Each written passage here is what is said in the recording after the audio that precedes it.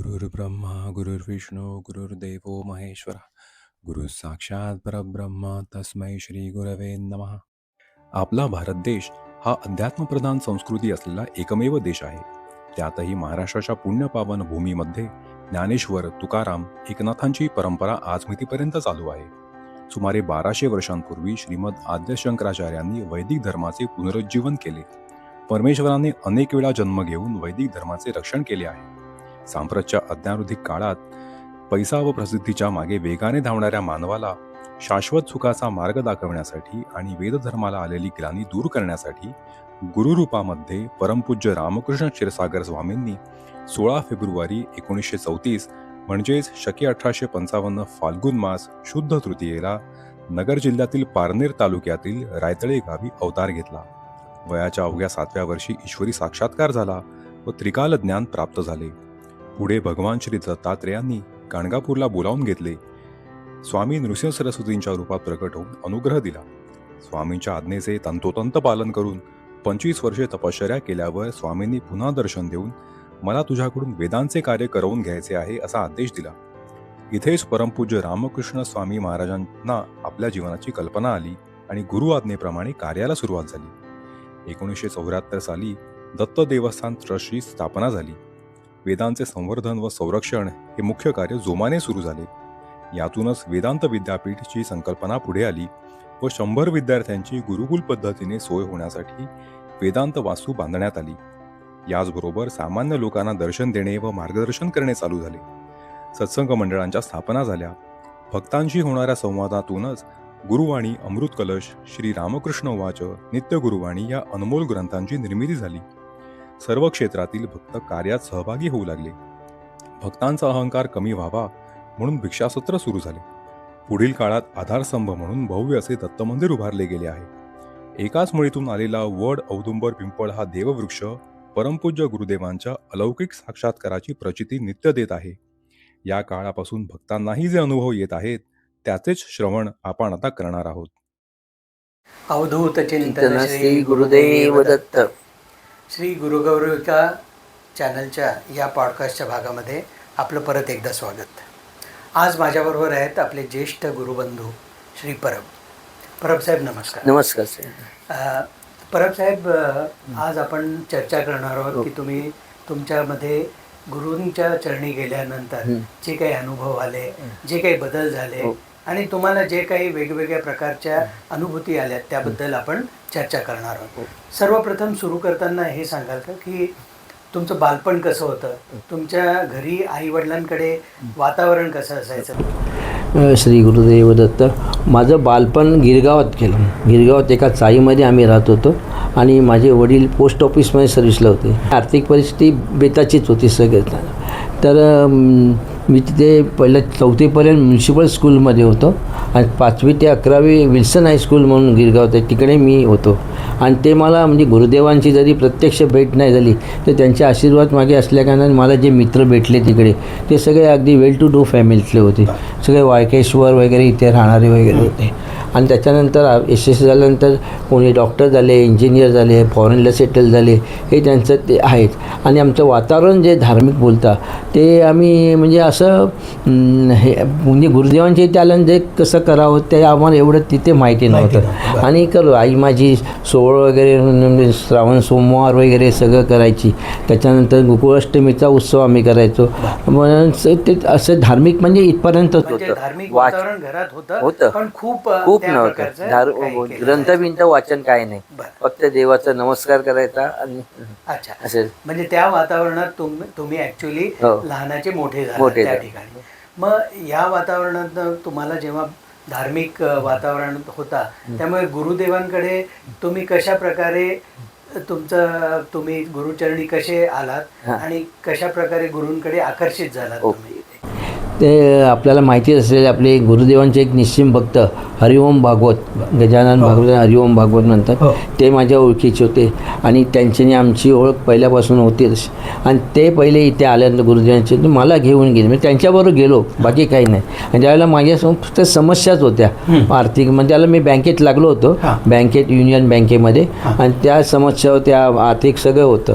गुरुदेवांचं कार्य मला काही माहीत नव्हतं. ते त्यांच्याबरोबर तिथे गेलो आणि गुरुपौर्णिमेला गेलो, 1980च्या गुरुपौर्णिमेला. नगरला गेला हो, नगरला गुरुपौर्णिमेला ते भागवतांवरून मी गेलो. आणि त्यावेळेला गुरुपौर्णिमेला गुरुदेव काय विशेष बोलत नाहीत, पण मी नमस्कार वगैरे, म्हणजे मला मार्गदर्शन भागवतांनीच केलं होतं आणि त्यांचे माझ्यावर फार उपकार आहेत भागवतांचे. आणि नंतर मग नमस्कार वगैरे त्यांनी सांगितलं, सगळं झालं. म्हणजे ते गुरुदेव काही बोलत नव्हते, असेच बसले. पण माझ्या मनात जे काही विचार होते मी काढल्यानंतर त्यांनी फक्त मान हलवली. आणि त्याच्यानंतर मी जर आलो तर मला लक्षात यायला लागलं की कुठेतरी आपलं होतं आहे सुरळीत, कुठे समस्या सुटत आहेत सगळे, असं ते यायला लागलं. ते 1980पासून मी त्यांच्या चरणी आहे. ऑक्टोबर 1980, ऑक्टोबर नाही सॉरी जुलै 1980, ऑक्टोबर 80ला मी सत्संगाचा मेंबर झालो. तेव्हा गोळे साहेब होते आणि गोळे साहेब होते. म्हणजे पहा की गुरूंकडे आपल्याला जे मार्ग घेऊन जातात ते सुद्धा गुरूंचेच एक भक्त असतात आणि कोणामुळे तरी आपण गुरूंकडे जातो. पण ही सगळी जी किमया आहे ही गुरूंचीच असते की कोणामुळे आपण त्यांच्याकडे गेलो, हे गुरूंनीच ठरवलं असतं की कोणामुळे आपण कुठे जायचं.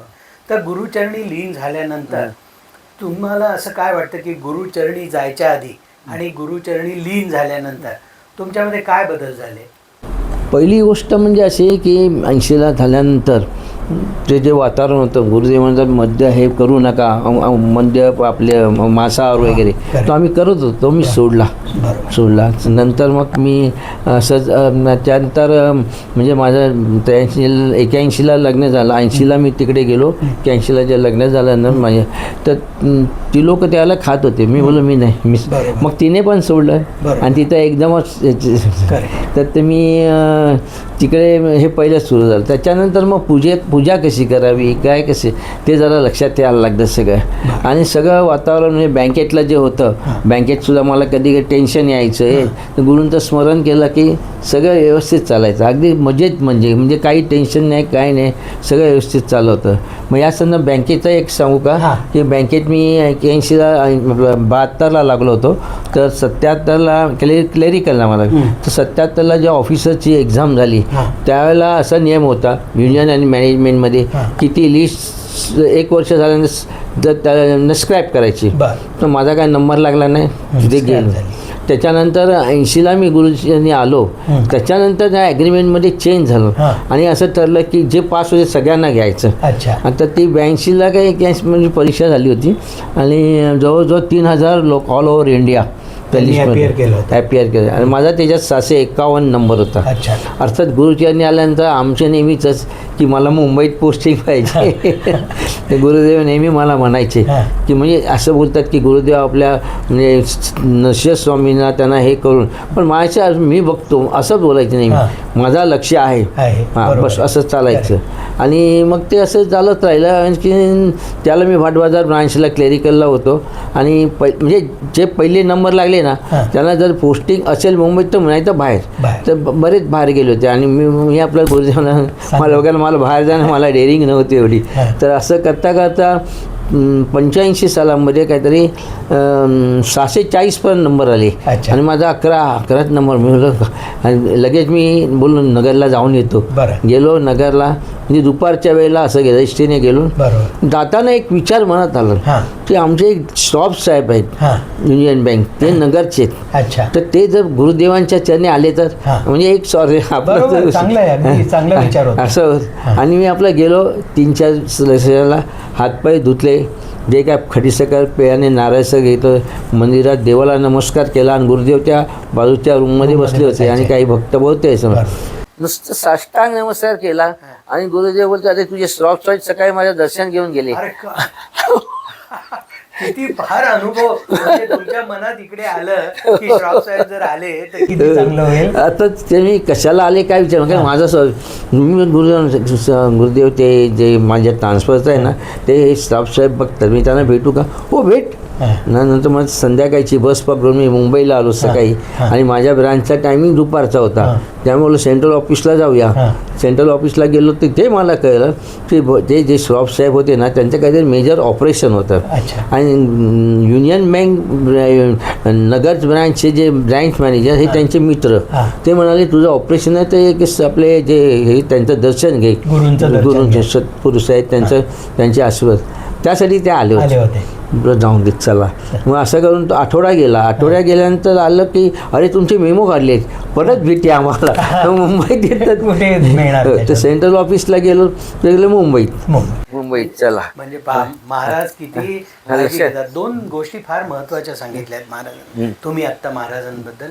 एक म्हणजे महाराजांनी सर्वप्रथम सांगितलंय की तुमच्या विचारांवर माणसाच्या आहाराचा किती परिणाम असतो. म्हणजे अभक्षण करू नये याचं कारण असं आहे की त्याचा डायरेक्ट पगडा हा आपल्या विचारांवर आहे ज्यामुळे की तुमचे नंतर अभक्षण करू नये अपेय पिऊ नये.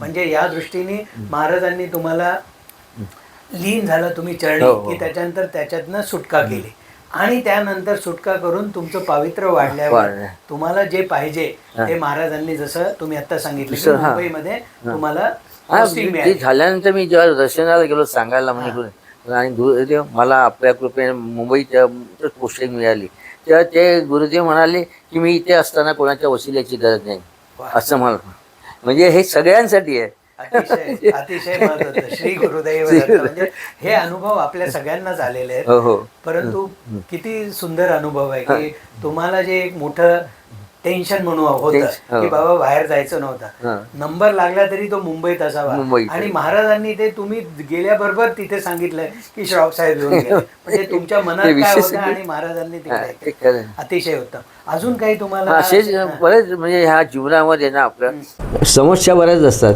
प्रत्येकाला असे साधे अनुभव तो नेहमी क्षणोक्षणी येत असतात. म्हणजे कसे की एखादी समस्या आली गुरुदेवांचं स्मरण केलं की आता ही काय सांगा आमचा एक ॲक्सिडेंट झालं त्याच्याबद्दल 2 शब्द बोलतो मी कारण ती मग दुसरं ॲक्सिडेंट म्हणजे आम्ही गणपतीला गावी जातो ना 4 तर तिथून गणपती विसर्जन करून येत होतो गाडीनेच तो अमर म्हणून जो आमचा तुम्हाला माहिती असेल तो ड्रायव्हर आणि आम्ही सगळे होतो म्हणजे माझा मुलगा मुलगी माझा जावई वगैरे सगळे आणि खारघरच्या इथून गाडी एकदम सकाळी त्याच्या काय डोळ्या हे आलं ड्रायव्हर आणि आणि ॲक्सिडेंट मोठं झालं म्हणजे त्या ह्याच्यातून गाडी होऊन उलटी होऊन पडली होती आणि बोजा वाईट वरचे होते ना सगळे ते सगळे बुडून गेले तिकडे लांबला. म्हणजे त्यावेळेला जे लोक होते त्यांनी तर विचार केला की आतली माणसं कोण पण आम्हाला कोणालाही लागलं नाही. जो माझा मेवणा होता ना तो आता हे झालं बाबल म्हणून त्याला जरासं लागलं होतं आणि माझ्या सासूबाईंना जरासं लागलं होतं. मला तर बिलकुल लागलं नव्हतं. माझी मुलगीचं येताना आम्ही महालक्ष्मीला गेलो होतो ना ते श्रीफळ वगैरे तिथे कोणाला म्हणजे हे कसं घडतं की त्यांची कृपा असल्या म्हणूनच ते सगळं होतं. कारण महाराजांनी नेहमी सांगितलंय आणि तुम्ही ते केलंच असेल की तुम्ही जेव्हाही कधी बाहेर जाता तेव्हा माझ्या फोटोला प्रणाम नमस्कार करा आणि आशीर्वाद घेऊन बाहेर निघा. बरोबर तुम्ही ते केलंच असेल. करतोच आम्ही अजूनही नसं खाली जायचं असेल तरी नमस्कार वगैरे त्यावेळेस केल्यामुळे किती मोठं त्याच्यापेक्षाही म्हणजे शनिवारचा दिवस असेल आणि रविवारी आपला मोठा सत्संग असतो. आज सत्संगाला मी काही जाऊ शकलो नाही पण मला पेपर मिळेल का ह्या राधाताईच त्यांच्या घरी आलो इथे आणि त्यांच्याकडनं तो पेपर सत्संग त्या सत्संगाच्या पेपरमध्ये असं लिहिलं होतं की असे काही प्रसंग येतात त्यावेळेला माझे आशीर्वाद असतातच म्हणजे माझी कृपादृष्टी असते पण त्या सत्संगाच्या पेपरमध्ये जे आशीर्वाद असतात ते आशीर्वादच तुमचे रक्षण करतात. म्हणजे स्मरण नाही केलं तरी म्हणजे हा दुसऱ्या दिवशी मला लक्षात आम्हाला खरोखर ते अगदी यांच्या गुरुदेवांच्याच कृपेने आम्ही त्याच्यातून वाचलो. मोठ्या ॲक्सिडेंट आणि सगळ्यात महत्वाचं तुमचं पूर्ण कुटुंब होतं. सगळे होतं त्या गाडीमध्ये पूर्ण कुटुंब होतं. म्हणजे माझी मुलगी प्रेग्नंट होती मुलगा होता सासू म्हणजे सगळेजण होते आणि महाराजांचीच कृपा की तुम्ही अलगद त्यातनं अलगद वाचले. बाहेर आलात. हो हो. अरे वा, छान. अजून काही तुम्हाला अजून म्हणजे असेच म्हणजे रोजच्या जीवनात ना नेहमीच असतं. म्हणजे आता मी हे झालो म्हणजे युनियन बँकेत म्हणजे ऑफिस. मग पुढे काय झालं माहिती आहे का, काही गोष्टी अशा असतात तिथे मला गुरुदेवांनी बरोबर मुंबईत ठेवलं. पण ते नंतर करता गेलं जरासं बँकमध्ये हे झालं, ती एक दुसरी पॉलिसी आली, जे गेले त्यांना आणायचं कसं. तिथे सुद्धा आम्ही वाचलो पहिले. जे सिनियर गेले होते ना त्याला घेऊन आले आणि दुसऱ्यांना ज्यांना पाठवायचे. त्याच्यानंतर जे लेटेस्ट म्हणजे ज्युनियर जे व्हायचे ना त्यांना बाहेर पाठवायचे नाही. आम्ही बरोबर तिथे राहिलो होतो काही दिवस असे 95 साली. तो 45 कट ऑफ डेट होता. त्याच्यानंतर ते आम्हाला युनियनचे एका माणसाने मला सांगितलं की अभि तुम बच गए. पण ते नंतर 45चं 50 झालं. आणि नंतर गुरुदेवांना पण ते लिलावटीमध्ये होते ते सांगता येत होतं तुम्हाला. मग गिरीश बापट आपलं त्याला म्हटलं असं असं आहे, तुला तुम्ही दर्शनाला या आणि मी सांगतो. त्यांनी असं सांगितलं. वडील माझे आजारी होते आणि मी एकटाच मुलगा. तर त्यांनी सांगितलं ना गुरुदेव ठीक आहे. आणि माझे वडील ऑगस्टमध्ये गेले 1999. आणि त्याच्यानंतर 9 तारखेला गुरुदेव म्हणजे क्रिकेटमध्ये बॅट पॅच असं बोलतात ना तसं अगदी सगळीकडे झालं होतं मला. मग ते आणि मग ते काय झालं त्याच्यामध्ये म्हणजे पूर्वी गेलो नव्हतो पण प्रारब्ध असतं ते लिहिलेलं असतं त्याप्रमाणे मग मी गेलो होतो बाहेर. 1 वर्षच काढलं भोपाळला वगैरे असं. पण प्रत्येक वेळेला मी तिकडे गुरुदेवांचा फोटो असायचा. म्हणजे मी जर गुरुदेव लावले नसते ना तर माझं काही खरं नव्हतं. त्यांच्या आशीर्वादामुळे मी हे तुमच्या पुढे आता बसलो आहे. हां असे बरे. आता आध्यात्मिक असा नाही आहे पण एक जरासा प्रवासातला अनुभव सांगा. म्हणजे आपले भारती तीर्थ स्वामी त्यांनी तुम्हाला माहिती आहे गुरुदेवाला रामेश्वरला बोलवलं होतं महाशिवरात्रीच्या दिवशी. हां तर तो संजय घेऊन काही भक्त गेले होते. त्याच्यात मी होतो. ते भागवत आजोबा वरटी वगैरे सगळे आम्ही हे वेगळे गेलो होतो आणि जॉईन झालो. मग त्यांना कालाडी आपल्या त्या कोचिंगच्या हे गुरुदेव आले तेव्हा. तत्पूर्वी ना आदल्या वर्षी मी ऑफिसरच्या एक्झामला पण गेलो होतो अलवाईला. त्या गुरुदेव मुंबईत असताना मी म्हटलं होतं की मला कालडीला जायचं आहे. त्यांनी आशीर्वाद दिले आणि ते सुद्धा अगदी माझ्याबरोबर काही मित्र आले आणि तिथे पूजा होती ते सगळं झालं सगळं. त्याच्यानंतर मग गोष्ट वेगळी होती. मग नंतर काय झालं की ते मित्र म्हणताना फिरायला जायचं ना संडेला. ते बीचेस वगैरे गेलो होतो. कन्याकुमारीला आतमध्ये गेलोच नाही आणि ते मला वाईट वाटलं. आणि ते नेक्स्ट इयरला मला घडलं या ट्रिपमध्येच. ते महाशिवरात्री बोललं त्याला कन्याकुमारी वगैरे गुरुदेवांबरोबर ते सगळं भगवती टेम्पलमध्ये वगैरे. हो हो. तर मेन म्हणजे शिवरात्री बरोबर बोलवलं होतं गुरुदेवांना. तर आदल्या दिवशी मी आणि तो हेमंत म्हणून आपला हेमा भावे आम्ही असे गुरुदेवांचा नमस्कार दुपारची वेळ होती असे. तर गुरुदेव असे पवडले होते आणि ते बोलले आनंदाचे दोहे आनंद तरंग असे बोलत होते. म्हणजे त्यांनी गुरुदेवाचं सुद्धा ऐका. तेवढ्यात काही लोक आले मग ते. आणि ह्या शिवरात्रीच्या दिवशी काय झालं की सकाळी गुरुदेव जाणार होते तिकडे. तर त्यांच्या पायात मला असे खडा वाचणार असं. आणि तिथपर्यंत गेले. त्यांनी मला सांगितलं की हे मी अनुभव सांगितलेला आहे पण ते बोले तू जरा इथे लक्ष ठेव खडा. आणि मी येईपर्यंत आणि नंतर तू दर्शन घे पण पायात घालू नको. त्यांनी आपल्या पादुका घेऊन असं मला जरा सुटसूट वाटली. अरे आपल्याला दर्शन नाही मिळालं आहे. तर मी भागवत माझ्याबरोबर थांबले होते. आणि मग त्यांना कानडी येत होते. मला बघा ना कानडी बोल आपण जाऊया. पण आम्हाला सकाळी काही दर्शन झालं नाही. मग संध्याकाळी जेव्हा आम्ही गेलो सगळे गुरुदेवांबरोबर इतर भक्त जे आले होते सगळे. त्यांनी सांगितलं तुम्ही सगळ्यांनी लाईनीत या. बरोबर ओके. तर मी आणि भागवत लाईनीतमध्ये होतो आणि असे. आणि त्या म्हणजे गर्भगृहाच्या समोर आलो मी आणि भागवत बरोबर. एकदम लाईन म्हणजे स्टॉप केली. म्हणजे काय झालं की शंकराचार्य येणार होते. मग असे प्रदोष काळामध्ये ते इकडे अभिषेक करायला. आणि तिथे फक्त कोण गोळे साहेबांवर आपले गुरुदेव तिथे उभे होते. तर ते जेव्हा आले आपले भारती तीर्थ ते त्या गाभाऱ्यात गेले आणि गुरुदेवही त्यांच्याबरोबर गेले. आता हे तुम्हाला माहिती आहे की रामेश्वरच्या गर्भगृहात फक्त रेसिडेंट आणि नेपाळचा राजा आणि तो पुजारी असतो त्यांना राहायचं. पण तिथे हे करत असताना आपले गुरुदेव तिथे होते आणि भारती तीर्थ शंकराचार्य. आणि तो अभिषेक चालू होता महाशिवरात्र प्रदोष काळामध्ये. आणि मी आणि भगवत गुरुदेवांचे अगदी समोर होतो. अगदी अच्छा. सगळं बघायला मिळालं आम्हाला.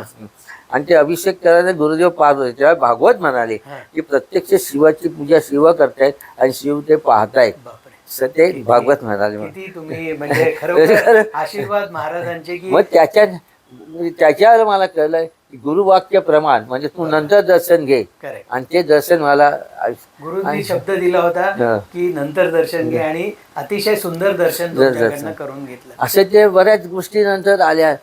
आणि ह्या ज्या यात्रा घडल्या गुरुदेवांबरोबर, नाहीतर मी यांच्या चरणी आलो असतो मला यात्रा कुठे करणार. वाडी गाणगापूर हे ते सुद्धा त्यांनी एकदा खंडोबा तिकडच्या यात्रेत म्हटलं होतं की तुझी देवता ना क्षत्रिय. मी म्हणालो गुरुदेवांना की गुरुदेव केवळ तुमच्यामुळे या यात्रा करतायत. ते बोलले तर खरंच आहे, नाही तर तू काय केलं असतं. आणि हे गुरुदेवांच्या चरणी आल्यामुळे ह्या सगळ्या यात्रा घडल्या.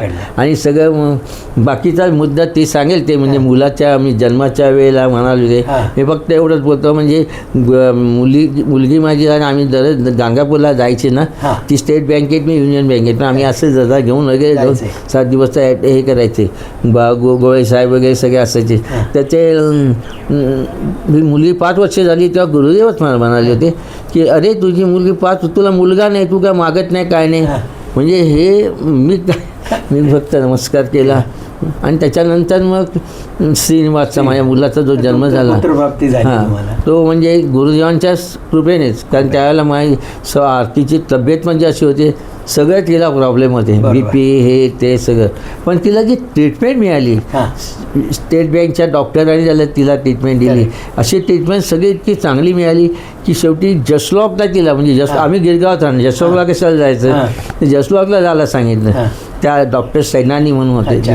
आणि मग तिथे गेलो. तिथे एक सिंधी ही होती गायनोकॉलॉजिस्ट, तिचं नाव म्हणजे तिला तर ती होती ना, तिने चांगली ट्रीटमेंट दिली आणि सगळं अगदी व्यवस्थित केलं तिथं.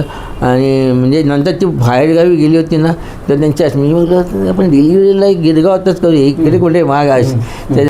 पण ती तेवढ्यात आली, तिने सांगितलं नथिंग डुईंग, इथेच होणार. आणि मग तिथे सगळं झालं. तिचा प्रॉब्लेम होता त्याचा जरा, हे सगळं म्हणजे सुरळीतपणे. पण आता ह्याच्यातनं पाहिलं का महाराजांचं जे तुम्हाला आशीर्वाद दिले होते ते पूर्ण करायची जबाबदारी त्या शक्तीची असते. आणि ती शक्ती मग तुम्हाला ज्या ज्या ठिकाणी ज्या पद्धतीने घेऊन जायचंय त्या त्या व्यक्तींकडे घेऊन जाते. आणि ते महाराजांचं वाक्य जे आहे तुम्हाला आशीर्वाद दिले ते पूर्ण करून घेते. अतिशय उत्तम हा अनुभव होता.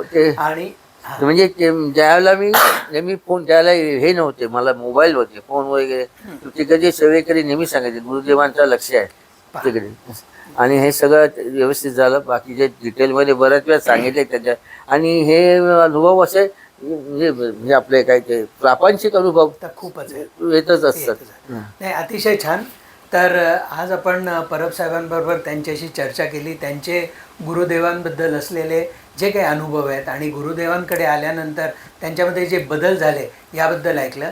तुम्हाला हा एपिसोड नक्की आवडेल तर तुम्ही तो लाईक करा, सबस्क्राईब करा आणि शेअर करा. अवधूत चिंतन श्री गुरुदेव दत्त.